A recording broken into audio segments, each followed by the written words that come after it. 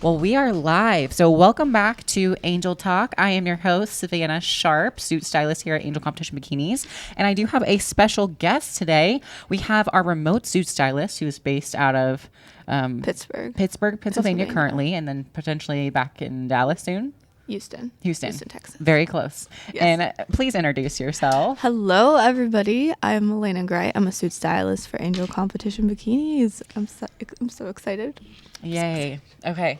Well, so today's podcast, I wanted to have you on here because one, you're in town, and two, so I just got off stage and you're getting ready to compete. So Yes. you are in prep. So this is a prime time to kind of see how your prep's going. And we also want to talk about goal setting in the sport and how we are both going to get our IFBB pro cards and what our game plan, 2022, what our game plan is. Okay. So walk me through, how many weeks out are you right now and what show are you going to be doing? So I'm not 100% sure yet. I'm either going to do the Pittsburgh Pro or there is a show the weekend after in Pittsburgh as well. So I'm kind of playing it by ear. Okay. So 3-ish weeks. How many competitions have you done so far? I've competed 7 times. Really? Throughout the years, yeah. And when did you start competing? 2019 was my first prep. Okay. So, yeah. That's a lot of shows in a short amount of time. Oh, yeah. Okay, but you were OCB before. Yes. My first season, I only did OCB. Why did you start in the OCB? Honestly, I don't know. I didn't really think that I would do competing forever. I just wanted to try it out. I was a competitive dancer. And then once I graduated high school and decided to go all online for college, I needed something else to like push myself. So I was into lifting, and then my boyfriend was into lifting as well, and we kind of got more serious about it. And then OCB, there's a lot of OCB shows by my house. So I was like, okay, we'll do it. And then here I am, and I love it now. So okay, awesome. Yeah. So how has your prep been this season? Honestly, so I thought this was going to be the easiest prep that I've had because I took the longest time off and I thought like I was ready to go. But this has been the most difficult because my body has been very stubborn. Okay. But I mean, I don't feel like any prep's going to be the same. I feel like every prep's going to be challenging. But I mean, it's going now. We're in the right direction. So, yeah. Okay, yeah. Cool. How's yours? It's done. If you guys don't know, I stepped off stage this past weekend, so we are in a limbo. We don't necessarily know what's going to happen as far, like, I'm 15 weeks out / 33 weeks out. Okay. So we're kind of figuring out, like, we're playing it by ear. I just went on stage and I was too small, so... Yeah, we have to keep building like this. Even after a long off season. Even after a year same. off, That's how I am. am. Growing. So if you're listening to this, especially as new competitors, take time off. Yeah, just really utilize that time. I've been competing since 2017, you since 2019, and we're still in, amateur league working. But we're also very young. Yeah. And I feel like it's easy to compare yourself to like people that have been in the sport forever and like two, like muscle maturity is a thing, like as age. So, I mean... Yeah, it's hard to get that density. So a lot of the pros are mid-20s to upper 30s, like 20, 25 plus. 20, yeah. And, most of the competitive ones are roughly getting close to that, like 30-ish. Like the 30 mark, yeah. I feel like that's when you're in, like, your real prime. Yeah. If you've done it a few years, as far as, like, muscle maturity goes. So it's really hard for, younger athletes to give that density. Yeah. In the muscle maturity. So it just takes time. Taking time off shouldn't be scary. It's actually super beneficial. I really enjoyed my off season. Yeah. What did you do this past off season? Well, this is my first off season, like my longest off season. Yeah. I'd consider it my first real off season, honestly. So I did track my macros the whole time. And I just focused on getting them into a good place. I decreased cardio. I was only doing like 15 minutes 3-4 times a week.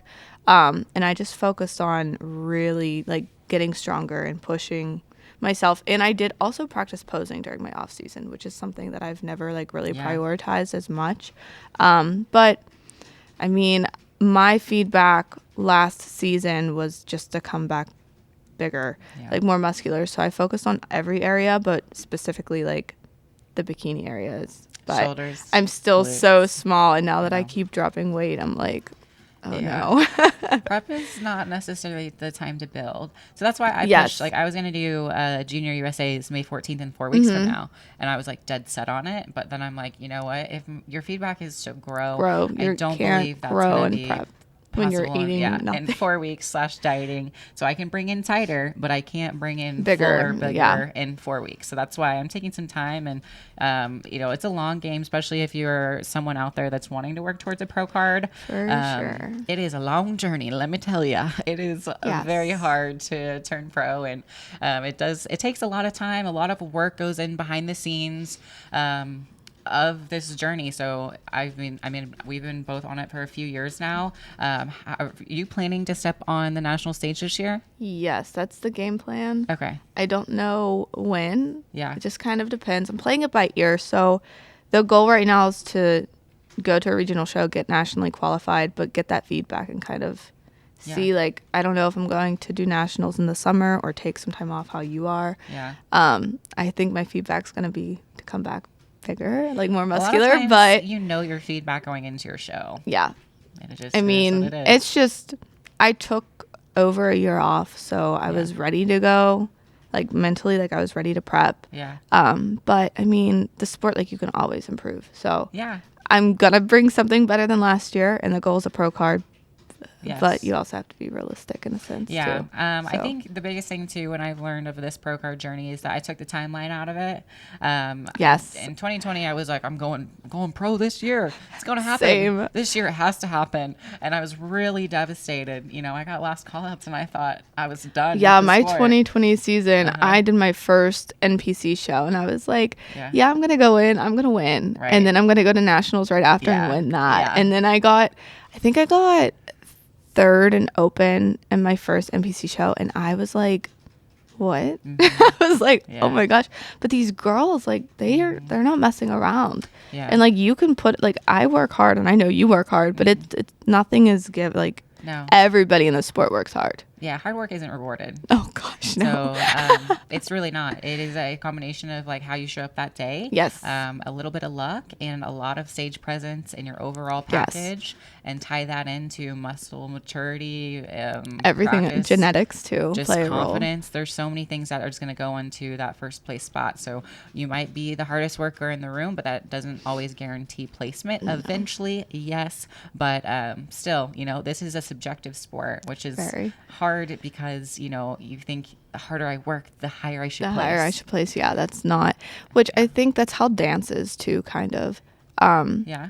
I mean, dance competitions, you can work hard and you can pass somebody up. So I guess it's the complete opposite is what I meant. Yeah. Like, I could work hard for years and I can go in and win, but I can work hard every single day for this, and you don't know ever. Yeah. You can never go into a show, and that's like Ashley Cotwasser. She's the most winning competitor ever, and she still doesn't know. Like, and Yeah, that's I like love it. the craziest You can't ever expect to win. sport ever. It's like it's anyone's game. Yeah. It's a fair, like, once you step on stage, it's a fair game. Yeah. It's literally, you never know. There could be someone you don't expect, and they come and they take it all. Everyone looks Yep. different on their Instagram pictures than they actually do when you're stagehand standing next to someone Everybody looks different in a suit too. in a suit too. Yeah. Oh gosh.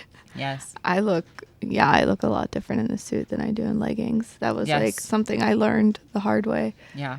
my first season. So what else are you doing to hopefully get this pro card? Like, what is your goal? So we kind of talked about taking an off season. This year's plan is to hopefully get nationally qualified and then get feedback, get on the national stage, get feedback. Like, are we going to keep going? What do you think? So the goal, obviously, I want to step on a national stage, Yes. like guaranteed, like Yeah. whatever it is, just because I've never done that. Like, I've only done one NPC show Okay. ever. Oh, geez. I know. Okay. Yeah. So I think it just kind of depends. So like, I think I'm going to have the feedback to come back more muscular. But Yeah. if they also say, you know what, come back leaner, I think maybe I'll do another national show and come back leaner. I just think it depends on the judges' feedback. Before I used to keep pushing, and like I did 3 or 4 shows last season and they kept saying, you need more muscle, you need more muscle. But I was like, no, I want to keep going. Like I'm going to get a different result. But there's just some things where you just have to, it's like a maturity thing now. Like it's like, I'd rather, it's like a waste of time in a sense to just keep going and going and going when you're not, there's some things that you can't change within like a 3-week thing. And it is a learns, because I thought the same thing. It's like, if I just push, I will if I just keep going back, somebody will make me win. Exactly. Like, oh, if I just keep showing up a little bit tighter, it's like, if I believe I could build pro glutes in 4 weeks. Yes, that's what I did at first.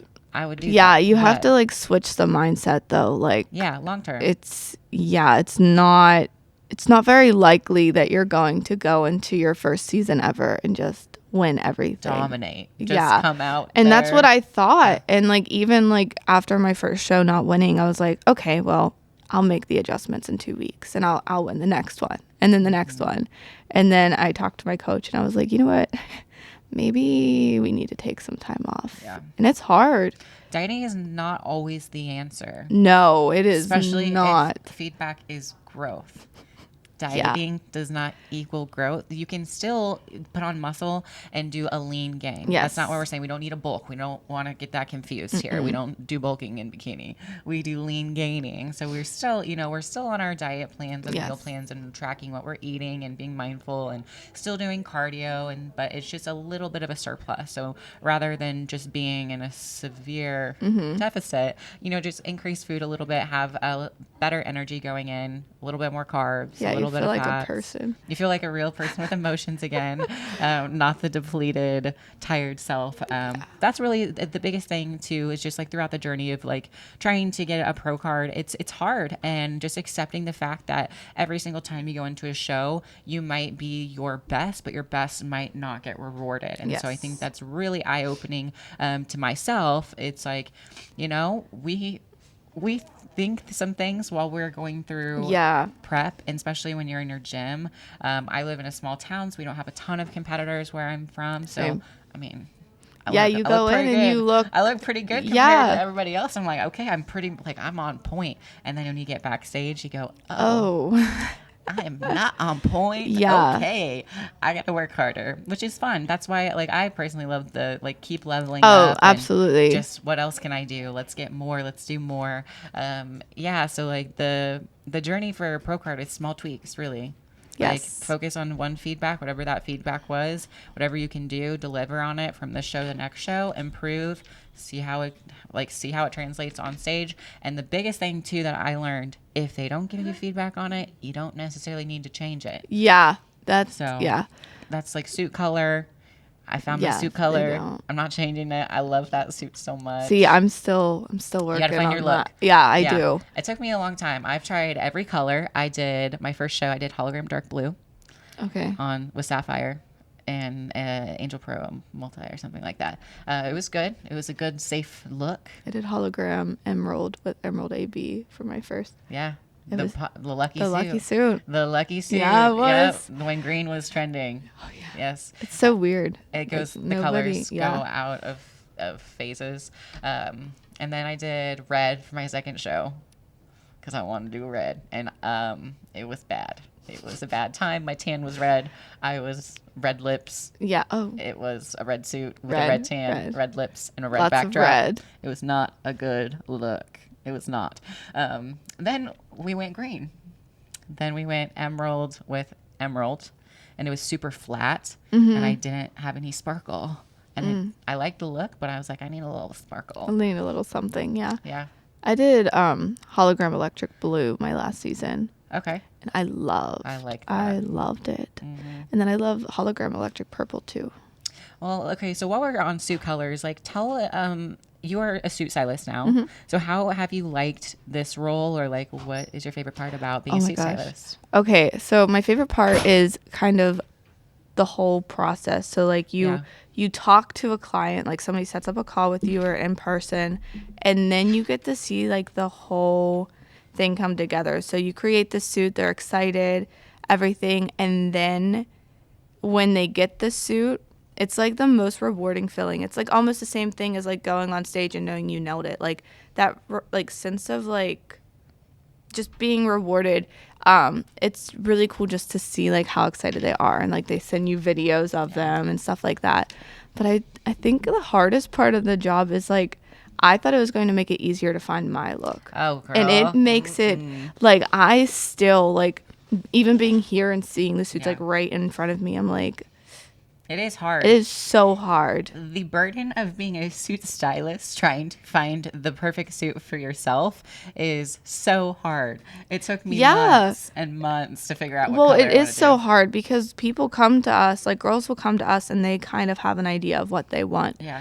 But like then their ideas, like then you start thinking about their ideas, and then I'm like, oh, I like that. And then you go to the next one. I'm like, well, I like that too. Yeah. And then you see pictures of shows, and then you're like trying to help people create what they want. And then I'm like, I want that. I know. I'm like, okay, I don't know what I want actually. And I'm like, ooh, that's a really nice combination. Yeah, maybe I'll try that. But then I'm like, you know what? I have to have something unique. I can't have someone else's. And then it's like, do you want to be unique, but you also want to fit like what's in trend? You don't want to go completely like. I know. But I do. I know. I push it a little crazy with my suit because I put 6 colors on. Yeah, I know. I was going to like try to figure out what you were wearing before you posted it, but I knew I'd be upset. There was no way you could figure out. There's no way. Like I did black and white. You would not have been able to guess. I know. Yeah. I was like, I really want to know. Yeah. But I did electric purple. I love that color. And then I did all the blues. So I did light sapphire AB. I did sapphire AB. I did sapphire. I did capri blue. I did tanzanite and light amethyst AB, which my favorite crystal ever is light amethyst AB. I love that crystal. It's just my favorite one. It's like a light pinky purple, but it's really sparkly, but it's not as sparkly as crystal AB. So I love that one. I love it. I made sure I don't know what my favorite crystal is. Yeah. But that's definitely my favorite fabric right now. The electric purple. Yeah. I love it. And I love that you can do so much with it. Like yes. It's a very popular color, but everybody that does it is different. And I think it's so cool. You can take it purple, you can take it blue, you can take it blurple, you could I mean, when you put the different everything, crystals, it's crazy what you can do. Even like your midnight one's really cool. Yeah. Absolutely. Ooh, okay. Yes, girl. Thank you for commenting. So someone is asking about jewelry. Like, how do you pick jewelry with your suit? And this is actually a really good conversation. So I kind of create my look together. And if you are doing like single strand, I'm a taller athlete, so I always do single strand just to help elongate the torso and make everything look nice and even and smooth and all that. I will do thin, dainty jewelry. So if you're doing single connector, double connector, anything that's like geometric or very thin and dainty, I try to keep my jewelry very thin and dainty. All of the competition jewelry is going to match because it's that like silver color. As long as it's that silver color and you're not rocking like crystal clear with crystal AB. That's the only thing that I wouldn't do. Like it will still match, but it'll look a little off. So there's some jewelry that is crystal AB and it has that like pink blue tint to it and it's really sparkly. Most of our connectors aren't ABs. They're the crystal clears. So your jewelry could be like crystal clear. And then this year I made sure my earrings weren't so long that they were hitting my shoulder. But they weren't so small that they like my big hair would cover. So I think about that. And then I wanted something like flowy because my posing is flowy. So maybe if you're stiff, I don't know that you guys, the jewelry is an accessory piece. So I always do mismatch. I don't like the cuffs anymore. I feel like that's like a dated style. Someone told me once I look like a Power Ranger because I had the thick bracelets on, you know, like the cuff ones. And I did both of them, like the same exact thing. And so now you're kind of seeing more of like some, not chunky, but they're But like not they have as like the tight. design crystals, like the Yeah, they're like kind the of dainty. shapy looking I ones. did. So you have your one You had a hand. butterfly ring I on. did I a saw butterfly that. ring. I like Yeah. that. Because that was my suit was kind of inspired by like a butterfly or whatever. So I went on Amazon and I found a sparkly Yeah, I liked butterfly it. ring. So that was When a you little have fun. butterflies everywhere, That's it's my, kind of your it thing. was my spirit animal. So then I used that to have like extra energy on show day and like posing. I don't know. You just you kind of when you're accessorizing yourself, just think about the overall package of what you want it to look like. You can't really go wrong when it comes to jewelry. Just don't get like too something gaudy. Yeah. Like if you go too thick, like you need to have some to contrast. Like I like to do 2 stackable small thinner ones and then maybe like a thick bigger one. Yeah. That's kind of what's trending right now. And then the big rings aren't as popular. So I did a small ring and then I did one big-ish ring. It was like a medium-sized one.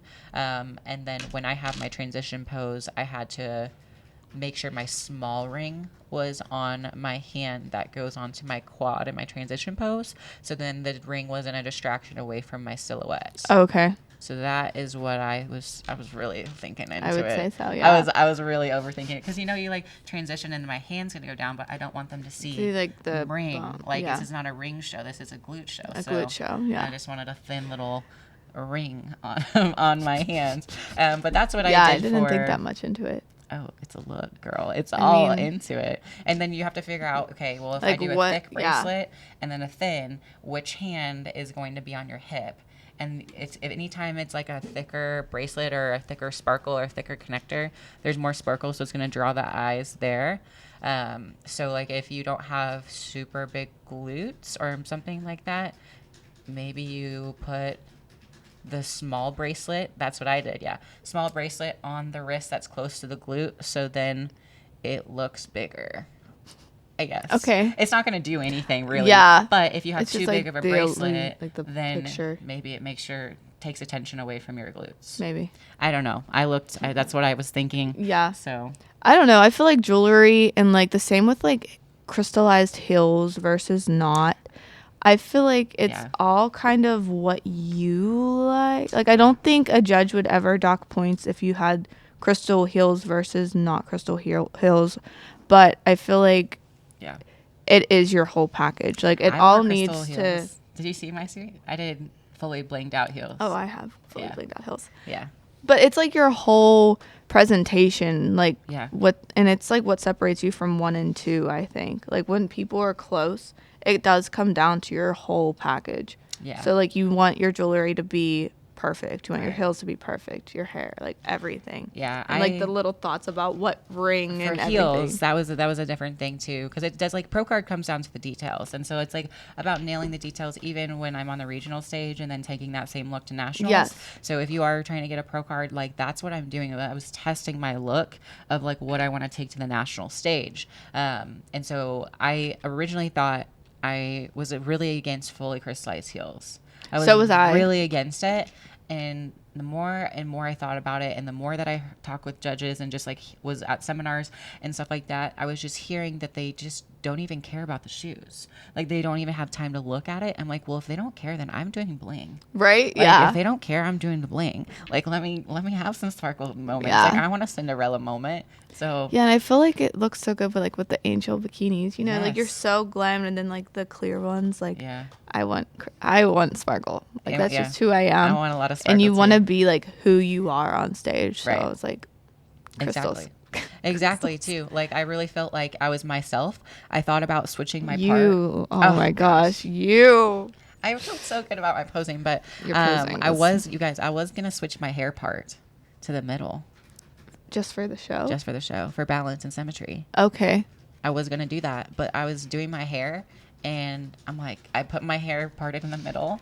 I looked in the mirror and was like, yeah, I cannot pull off. This is not me. Yeah. And so that was going through my head. It was like, when I get on stage, I have to be me. I'm not going to be someone that I think I need to be, but I just need to be me. And that's why I did my butterfly ring. Because I'm like, I'm doing what I want to do. Yeah. Yeah. No. Well, I agree. So what else advice do we have for anyone that's out there that maybe has some questions about pro card or just competing in general, of just like what you've learned over your years? I think the biggest thing that I've learned, I mean, I haven't been in this sport forever, obviously, but I think it's just to take the time and like to be real with yourself, because like it's like one day you wake up and you're like, I'm a pro, like I'm gonna turn pro, and then the next day you wake up and you're like, man, like today, like I look flat, or like, oh, I don't feel good. Like I feel like it's almost good to just be realistic and be like how we said earlier, you're never guaranteed a pro card. Like you're not, and like you can wake up every day, and like the days that you don't feel like it, like you still like just continuously show up for yourself every single day. But also realize that it's just not something that's going to be handed. There's girls that have been working for it for years. But I mean, you also can't just be like, oh, I'm never going to get it. Don't count yourself out. And I think that's too, it's like bringing that energy and the belief that it is possible, especially like in your stage presence. Like if you are posing and you don't believe that you're capable of like placing or getting first call outs or something, like it's going to show. Even like body language is so powerful. And that's why posing is just everything. So when you're posing, you have to get into the mindset of like, how would the future me be posing? Like as if it's already happened. And that's the energy that I personally bring to stage present, is like if I am already on a, like if I'm already you have to act like a pro to become a pro. Like I fully believe that. Like even going into the gym every day, like you gotta like tell yourself, like, you know, I'm gonna do it. And it seems weird, right? Because you might not believe it at first. I definitely didn't believe it at first. Yeah, but after you say it so much, you're like, you know what, I am a pro. And you're just like accomplishing your goals, and you just like speak it into like existence. Visioning it.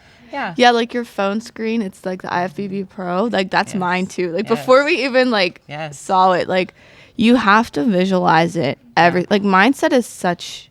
That's actually that's the biggest thing that I've learned. My off season, I focused solely on just, I was not allowing myself to get into another prep, to like start a prep until like my mindset was good. Like I will become pro. Like even if I don't, like I will continue to believe that I will. Like this year, like it will happen. Maybe not 2022, but it will happen in 2022. But just like mindset, because especially for first time competitors, like I don't feel like a lot of people realize how much goes into a prep. Like to be truly ready. Like you don't know. And then I think there's a reality check in the novice division once you get there, and you go, that was me. I walked backstage and was like, oh, like you go backstage and you go, oh, so like those bites I was taking and not those tracking, added up, and like I wasn't 100% here and there, or I skipped a minute of cardio, or I skipped some reps. Those small little things, it adds and up. That's like my biggest fear. Like that's why I am perfect on my macros, my cardio. Like I do like the thing about like doing an extra minute of cardio, like that 1% better, like every day. Like you don't want to go on stage or be backstage and think like, man, if I wouldn't have had that one bite, or man, if I wouldn't have skipped that cardio session, or man, I was tired that one workout, so I skipped a few sets. Like you don't want to look back and wish you've done more. Like and I feel like both of us, and I feel like a lot of competitors, like we really do, like, so it's not even about placing at that point. It's just knowing, going on stage and knowing, you know what, I did everything, and if I still have room to improve, cool. But that's just what the sport is. I really like that too. It's just like believing that before it's happening, and then when, I mean, you just have to do it. It's gonna suck either way. Like we've both been in it though, and we've been like in person with each other. Like when she was like dying, at the Arnold, and now I am, and it's like. Prep isn't going to be easy for everyone. Certain genetics do have easier preps, but there are also, most of us do not have easy preps. It's going to require a lot of you. It's going to be low energy, low carbs, low cardio, or high cardio, low calories, and that's what it's going to take, because that's just the reality of it. I mean, sucks. It's like flashing, but it's Instagram. Only like that's like a thing. Like I think a lot of people, I think competing becomes trendy. Yes, it does. And but not a lot of people show what it really is. Like they show the glitz, the glam. That's awesome. Like that's amazing. But like that 90% of the time, like when you are sitting at your house and you're like, I have no macros left, and you just don't have the energy to like even like have a good prep cry. You ever have a good prep always cry where you're just no, like it's so bad tired for like, nothing. For you just no you just and you're just sob. Like, sad. And you're like, I'm so hungry and I can't eat. And I did this to myself. And then you try to sleep and you just can't because it's a fun time. But that's just what we want to make sure you guys know. It's just like the reality of like achieving your goals and trying to accomplish anything. It's really hard. It's really, really hard. And you're going to have lots of obstacles and barriers along the way. It's not going to go exactly how you have planned in your mind. But, you know, through being disciplined and through like keeping up and just like trying and just keep improving, like there's no doubt in my mind that you can literally achieve anything as long as you just like stay on the path and have a great team, have a great support system behind you, have you know, and a great suit, most importantly, a great suit. And if you guys need help, you know who to call. Ghostbusters. It's us. No, you can call us. Yeah. We do free consultations in case anyone needs help with suit color or just kind of discussing, you know, crystals. We also are competitors. So if you have just any general advice, we can always cover those on our free consultations with one of our suit stylists. So I take, you are doing in person too. I do in person in Kansas City, Missouri, here at our headquarters. And then most of it is going to be Zoom or phone calls too. Yeah. They're super helpful. I still remember my first Zoom consult. Yes? 2019. Really? Yeah. I never had one. Oh, really? Yeah. I was so scared to not have one. Oh, I was like born for this job. I seriously love bikinis. Oh, I do too. I obsess over them. I love suits so much, and I love to look and see like what other, like backstage, I was like looking at all the suits, and I was like checking them out. I was like, what crystal combination is that? I'm like, ooh, I need that one. I was like making notes in my head. I was like, ooh, that would be a little bit of, you know, I saw a really cool red, yellow, orange suit on a blonde. Like fire. And it was like a base fabric of hologram red with like a little bit of amber and some citrine, but a lot of lysium. And it was interesting.